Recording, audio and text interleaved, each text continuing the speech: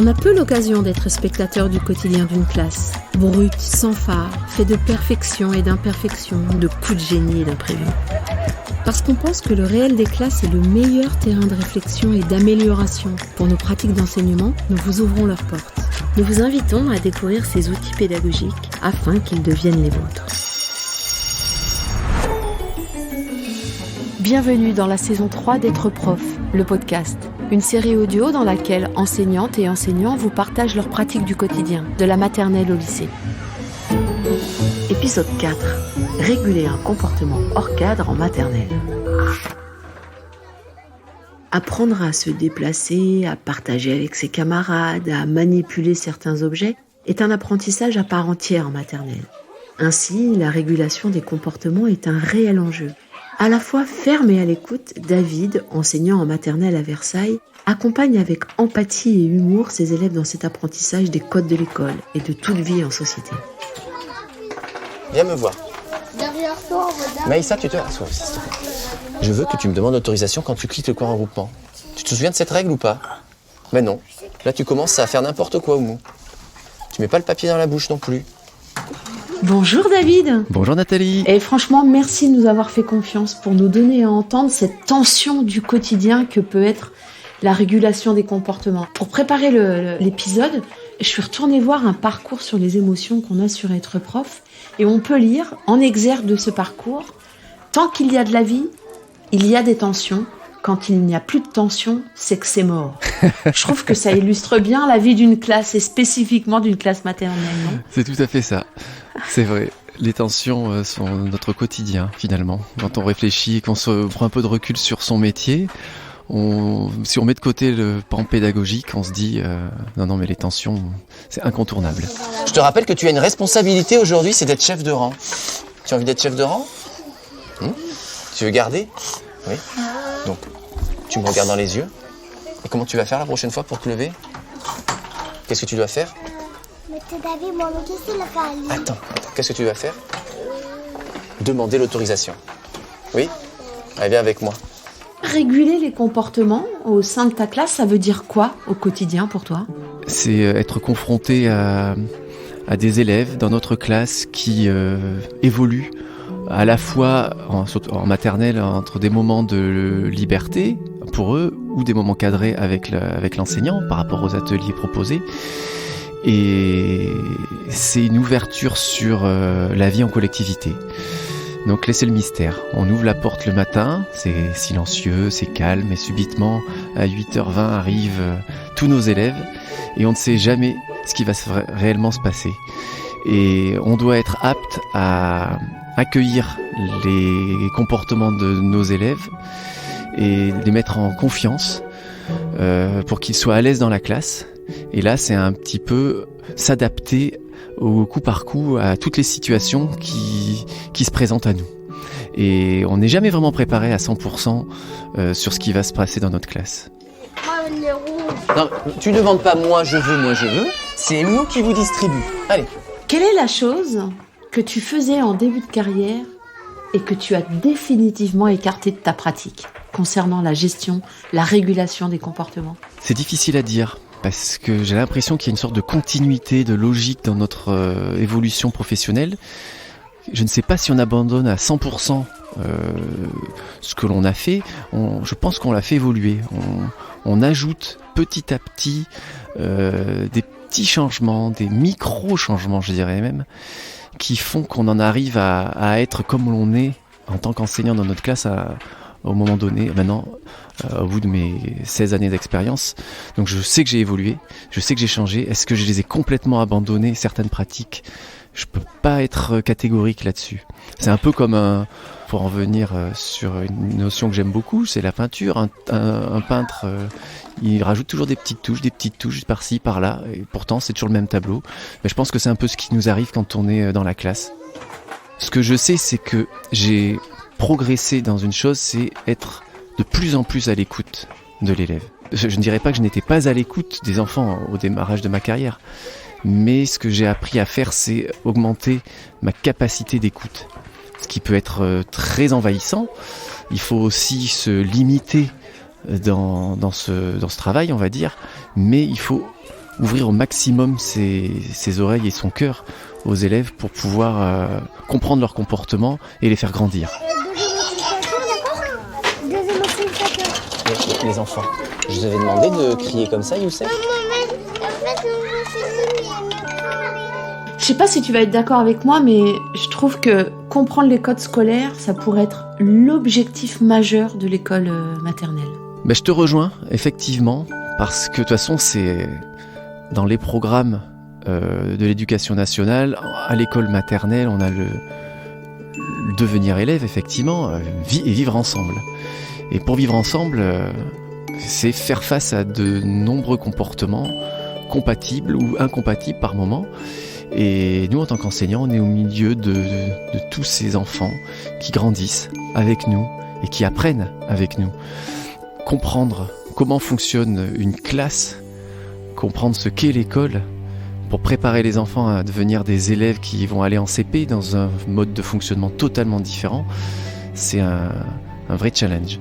Tu as en tête des grandes familles de comportement d'élèves qu'il faut accompagner. Moi, j'ai commencé à les lister. On doit leur apprendre à comment se déplacer, parce que se déplacer dans une école, c'est pas la même chose qu'avec les parents. J'ai listé interagir. Est-ce que tu as d'autres catégories comme ça de comportements à accompagner explicitement sur le temps de la maternelle? Et après d'ailleurs. La première qui viendrait à l'idée, c'est peut-être accepter les autres. Parce que on arrive en petite section, centré sur soi-même, et on quitte la maternelle en grande section. On a appris à partager avec les autres des moments, mais aussi des jeux, des activités, des objets. Et malgré les 3 années, c'est encore très compliqué pour certains enfants. Donc je dirais que voilà, ça c'est un comportement tellement important à apprendre. Accepter les autres, accepter leurs différences, et que malgré nos différences, on est un groupe classe et on avance ensemble. Et moi, je veux boire de l'eau. J'ai entendu. Et comment on demande, Kassem? Reviens là.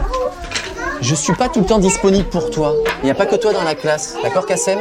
Tu vois, j'étais en train d'être avec Clément et tu viens me couper la parole pour me dire de l'eau. Sans te demander poliment. Alors comment on fait une phrase correcte? S'il te plaît, Marcel. Voilà. Et maintenant, tu peux aller boire de l'eau. On voit depuis quelques années qu'il ne s'agit pas d'interdire, mais il s'agit bien de modéliser et d'expliciter ce qu'on attend de nos élèves. Et d'ailleurs, on t'entend prendre le temps de reformuler une interpellation qu'un élève te fait sur « il veut boire de l'eau », mais il le dit à tout va, comme ça. Tu vois, j'étais en train d'être avec Clément et tu viens me couper la parole pour me dire de l'eau. Sans te demander poliment. Alors comment on fait une phrase correcte? S'il te plaît, Marcel. Voilà. Et maintenant, tu peux aller boire de l'eau. Est-ce que toi, en tête, tu as un schéma d'intervention qui guide ta manière d'être avec eux, ou tu le fais complètement à l'intuition? C'est un peu un mélange des deux finalement, Nathalie, parce que forcément on a des objectifs. Effectivement, un élève doit savoir bien se tenir à sa table, donc avoir une bonne posture, bien tenir les outils qu'il va utiliser pour travailler. Donc ça, ce sont des objectifs clairs qu'on a dans notre tête, et on doit, pour être très vigilant, pour être très vigilant, il faut se dire régulièrement en soi-même, se rappeler à soi-même, fais attention à la posture des enfants. Ils vont partir dans une classe supérieure, il faut qu'ils aient évolué, qu'ils aient appris à bien tenir leur crayon. Donc, j'ai cet objectif au quotidien de me dire, je vais être très vigilant, et donc je vais leur rappeler constamment. C'est un travail de répétition finalement, de leur rappeler comment se tenir ou comment bien tenir un crayon. Et c'est également valable pour les moments de politesse et de comment bien se tenir en société. On évite de se crier dessus. Ah, regarde ma grande. J'avais mis exprès le plateau. Exprès, j'avais mis le plateau là. Donc ça, c'est sur le plateau, d'accord? Tu ramasses et tu remets dedans. Allez, vas-y.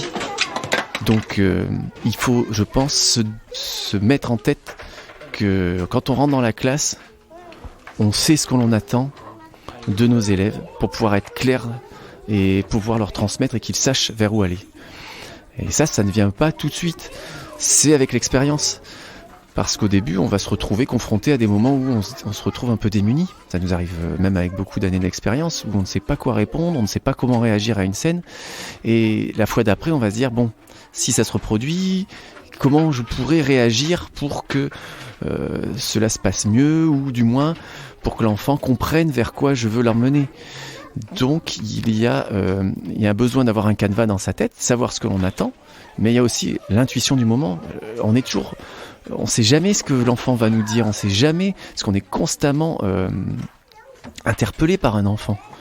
Et moi j'avoue que la politesse, c'est très très important.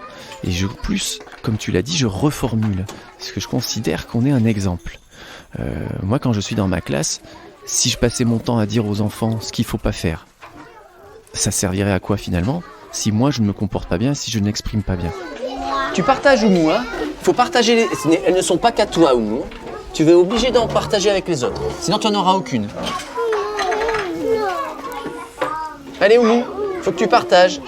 Dans cette régulation des comportements, il y a quelque chose de très prégnant dans la vie d'une classe, c'est le vivre avec les autres. Et tu prends le temps, on entend dans ta classe, de réguler, de jouer les médiateurs. Et quand on entend Oumou qui a un souci de partage, on se dit que c'est vraiment important. Complètement. C'est vrai que idéalement, on est un peu toujours branché sur notre travail, notre atelier, notre objectif pédagogique, ce qui est primordial bien sûr. Mais vous êtes en maternelle, vous avez des enfants envahis par des émotions fortes et donc ils vont avoir un impact sur leur comportement. Et le partage est très compliqué pour certains enfants, beaucoup plus que pour d'autres. Là, c'est la différence de caractère de chacun. Il y a deux choix. Soit je me dis, bah, tant pis, je vais m'opposer à elle en lui disant tu n'as pas à te comporter comme ça, tu t'en vas, ça s'arrête là et on continue le fonctionnement de la classe. Ou au contraire, je prends quelques minutes avec elle pour échanger. Moi, je préfère ce choix parce que je considère que sur le long terme, ça sera plus payant. Un enfant bloqué, qui n'est pas bien dans la classe, avec qui il est impossible de communiquer, avec qui on ne va pas tisser des liens de confiance ou d'écoute, je ne vais pas réussir, d'après moi, à atteindre mes objectifs pédagogiques par la suite. Donc, et en plus, je vais me servir de cette situation-là pour travailler le langage, qui est, il faut le dire, aussi une grande priorité de la maternelle. Non, vous lui arrachez pas des mains, elle va le faire toute seule comme une grande. Il faut qu'elle réussisse à distribuer toute seule les monstres des émotions. Moi, je veux les rouges et les... Tout à l'heure, tu partageais avec eux, tu t'en souviens? Tu as joué avec Kairon et maintenant, tu les gardes toutes pour toi. Allez, Oumou, il faut que tu réussisses à partager. Là, la situation au moment où Oumou n'arrive pas à repartager, ce n'est pas simple pour moi. Parce que je ne sais pas pourquoi elle a ce moment de difficulté. Il faut que je réussisse à comprendre ce qu'il s'est passé. Parce que souvent, quand on est enseignant, on ne peut pas tout voir. Tout à fait. Dans la classe ou même dans la cour, ce sont souvent les enfants qui nous expliquent avec leurs mots ce qui s'est passé. Et puis chacun a sa version. Chacun a ressenti de manière différente une scène qui était pourtant la même. Et là, il faut travailler par le langage pour essayer d'améliorer, de jouer le médiateur, comme tu disais. C'est exactement ça. Et moi, j'aime beaucoup faire ce travail en classe. Je trouve ça très important pour le bien-être des enfants dans la classe. Je vais devoir te les enlever. C'est moi qui vais devoir les prendre. Oui, parce que ça vient de la classe. Allez, c'est toi qui distribue aux copains et aux copines. Vas-y. Dans un tuto Être prof que perso j'adore, qui traite de la modélisation des comportements, Fanny propose de prendre le temps de passer de l'interdiction à l'explicitation du comportement attendu, et donc de sa modélisation. Est-ce que ça te parle, ça, dans ta manière de faire ? Je comprends tout à fait, oui, ça me parle. Parce que l'interdiction, elle est forcément importante, parce qu'il y a des choses que l'on ne peut pas faire. Il faut faire comprendre aux enfants que lorsque l'on vit à plusieurs ensemble, il y a des choses interdites. Mais si on n'explique pas le pourquoi, certains enfants ne vont pas comprendre l'intérêt de cette interdiction. Je vais donner un exemple très simple auquel on est souvent confronté. On s'amuse des fois à débriefer, à faire des séances de langage avec les enfants, et on va leur dire bon les enfants, pourquoi on n'a pas le droit de faire ceci ? Il y en a toujours un qui dit parce que c'est interdit. Oui, mais c'est pas une réponse finalement. Non. Parce que c'est interdit. Ils ont bien compris qu'il fallait pas le faire, mais le but c'est de savoir pourquoi c'est interdit. Qu'est-ce qui se joue derrière l'interdiction ? Est-ce que c'est un point de sécurité ? Est-ce que c'est un point de respect des autres enfants de la classe ? Est-ce que c'est un point de politesse ? Je ne sais pas. Donc, il faut l'expliquer. Et c'est très important de mettre des mots sur ce qui est attendu. Et c'est un peu pareil d'ailleurs dans les apprentissages pédagogiques, je dirais. Ouais, tout à fait. Mohamed Kaïs, tu viens là ? Viens là. Viens me parler. Donc toi, je vais te punir, regarde-moi. Tu sais pourquoi je t'ai puni ? Parce que tu te dis que maître, il n'est pas disponible pour toi. Et je t'ai vu bousculer et faire tomber Sandor Philippe. Il s'est retrouvé par terre. T'as vu son doigt ? Il a déjà un doigt cassé. Et toi, tu le pousses ? On parle de la punition. Moi, j'aime bien aborder ce sujet-là parce que c'est un peu un sujet presque tabou. Mais mettons les pieds dans le plat. C'est vrai. Si on parle de punition, pourquoi, comment, de quelle manière ? Ça, c'est un gros débat, finalement, la punition. C'est incontournable, finalement. Également, on n'y échappe pas.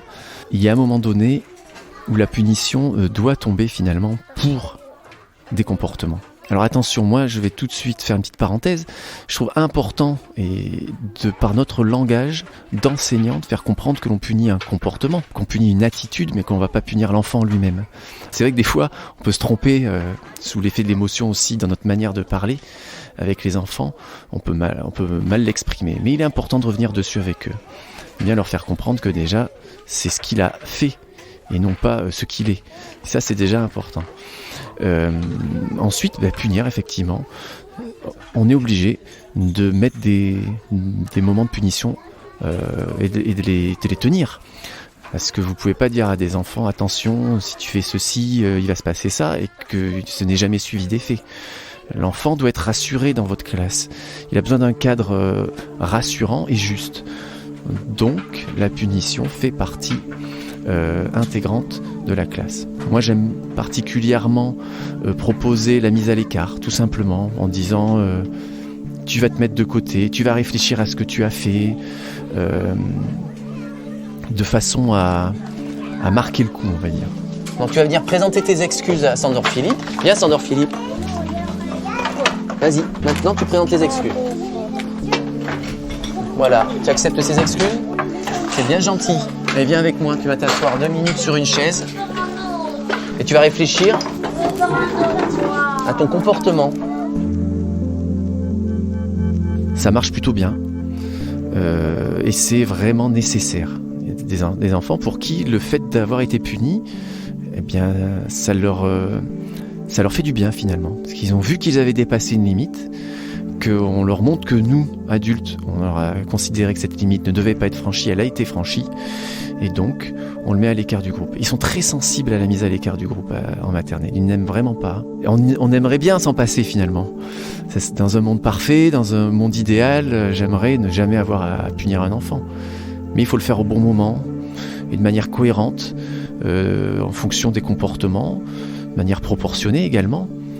Mais je ne punis pas directement, sans avoir discuté auparavant, on va dire. Je vais te mettre là.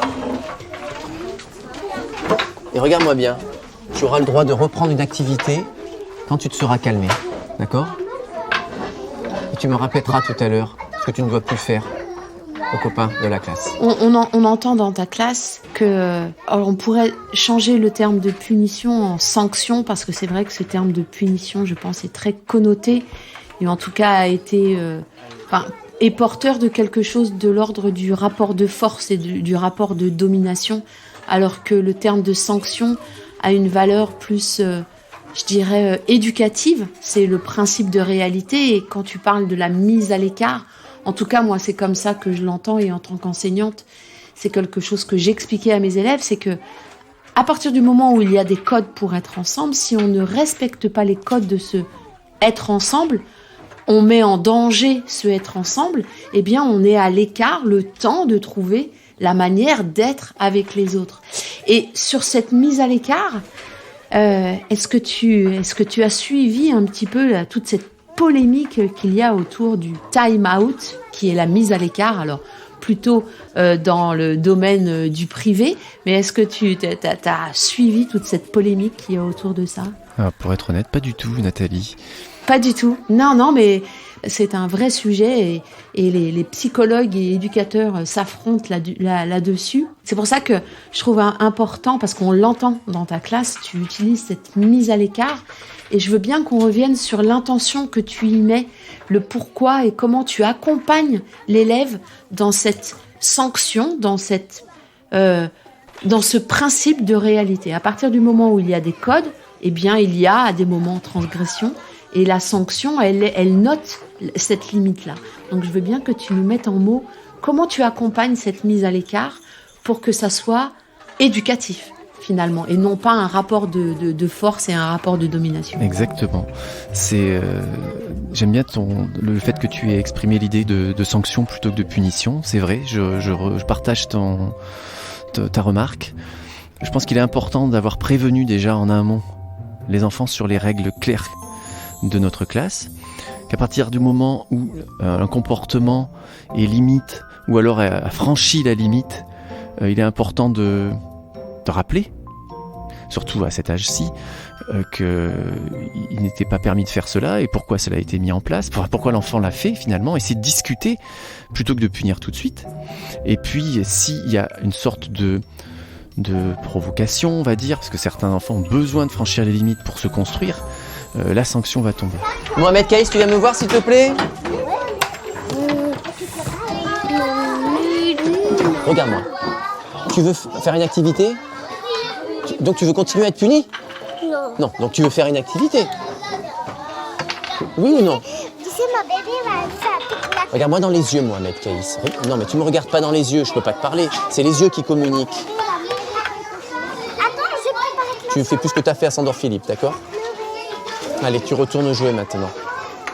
Moi, mon objectif à l'arrivée, c'est de pouvoir débriefer par la suite avec l'élève. Est-ce que tu sais pourquoi tu as été mis à l'écart ? Pourquoi tu as été sanctionné ou pourquoi tu as été puni ? Je veux essayer de l'entendre me dire avec ses propres mots. Des fois, on est surpris parce que certains enfants vont vous dire droit dans les yeux, je ne sais pas pourquoi. Ou alors, à l'inverse, ils vont très clairement vous exprimer pourquoi ils ont été mis à l'écart et ils vont le comprendre. On se rend compte qu'ils l'attendaient finalement. Parce que finalement, ça les rassure aussi de voir que l'on s'occupe d'eux, que l'on est attentif à leur comportement et que l'on ne veut pas les laisser faire n'importe quoi. C'est important de le verbaliser. J'aime beaucoup aussi rediscuter quand des situations sont, à mes yeux, très très importantes pour le groupe. Rediscuter en grand groupe aussi, pour refaire un point. C'est quelque chose il faut se laisser le temps, des fois, régulièrement en classe, de prendre un petit temps de langage sur le comportement, les attitudes, le rappel des règles, pour le bien-être de chacun. Parce que notre but, c'est que tous les caractères de la classe soient bien dans notre classe, que le groupe vive bien ensemble. Et il y a des moments où il faut clarifier des situations pour rappeler qu'il y a des comportements qui ne sont pas permis et pour rassurer de ce fait ceux qui souffriraient du comportement des autres. On est là pour protéger aussi ceux qui sont plus en retrait, plus discrets, plus fragiles, qui souffrent de situations et qui n'oseraient pas le dire, qui n'oseraient pas le signaler ou qui ne nous donneraient pas d'informations dans leur comportement ou dans leurs attitudes pour pouvoir les sortir d'une sorte de mal-être passager ou même sur du long terme. Stop ! Mohamed Kaïs, venez là. Non mais, vous vous rendez compte de ce que vous faites ? Vous êtes en train de courir. Oh ! Vous allez renverser toute la classe ? Donc est-ce que vous pensez que je suis content de voir ça ? Est-ce que vous pensez que ça me fait plaisir de vous voir comme ça ? Non. Donc maintenant, vous allez retourner jouer là-bas. Je suis énervé, voilà. C'est mon émotion. C'est encore une fois de plus le langage, je dirais. C'est ce que j'essaye de mettre en œuvre dans ma classe. Et c'est pourquoi j'essaye de reformuler le plus possible. Ça prend du temps, mais c'est important. Dans cette manière de réguler au quotidien les comportements des élèves, des fois, nous, on est mis à mal un peu, hein, et on s'énerve, on arrive au bout, on s'agace. Et alors, on assiste à un truc génial, c'est que un de tes élèves identifie l'émotion dans laquelle tu es. Et franchement, non mais c'est un bonbon pédagogique, ça, non ? Ah oui, mais je m'attendais vraiment. C'est formidable cette scène. Je m'y attendais pas du tout de voir que je crois que c'est Kairon qui vient vers moi et qui me dit là, maître David, tu es en colère.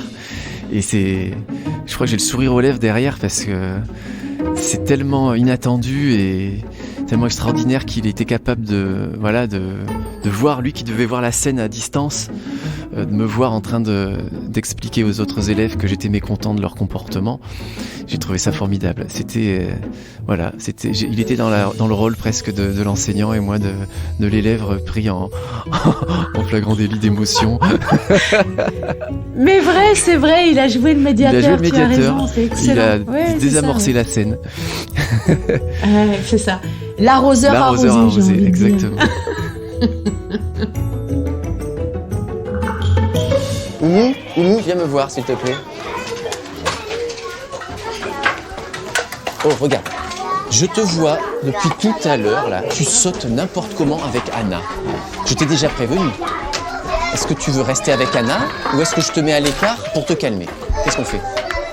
Et dis-moi, t'étais un élève plutôt sage ou dissipé, toi ? Moi, j'étais trop timide et trop introverti, donc j'étais plutôt, je voulais être vu par personne. J'étais l'élève qui voulait se cacher et qui voulait surtout pas qu'on le voie. Et si tu devais formuler la mission que tu te donnes concernant l'apprentissage du comportement élève, ça serait lequel ? Finalement, avec quoi tu souhaites que tes élèves sortent de ta classe et changent de niveau ? La joie de venir à l'école. Le bonheur d'être un élève et de venir apprendre et de passer des journées à l'école. Ça, c'est un de mes objectifs premiers. Au-delà, naturellement, de tous les apprentissages attendus par chaque niveau, étant donné que j'ai des moyens et des grands, j'ai des objectifs différents en fonction du niveau. Mais pour moi, voir un enfant arriver en classe avec le sourire, repartir le soir en étant content, pour moi, c'est la plus belle des victoires. Parce que tu me posais la question sur comment j'étais élève tout à l'heure. J'étais effectivement timide, mais je détestais l'école en réalité.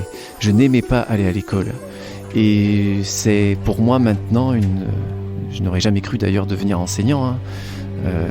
Mais je sais qu'au fond de moi, je le suis devenu avec pour objectif que les enfants soient heureux dans ma classe et soient heureux et une belle image de l'école. Qu'est-ce que je fais là ? Moi j'ai envie de te mettre à l'écart pour te calmer, mais sauf si tu me convaincs, tu me dis oui maître David je me calme, là je peux te laisser recontinuer. Comment on fait ? Continue ton jeu. Bien celle-là. Alors Oumou, on joue calmement sans sauter partout ? Allez, essayez Anna, calmement.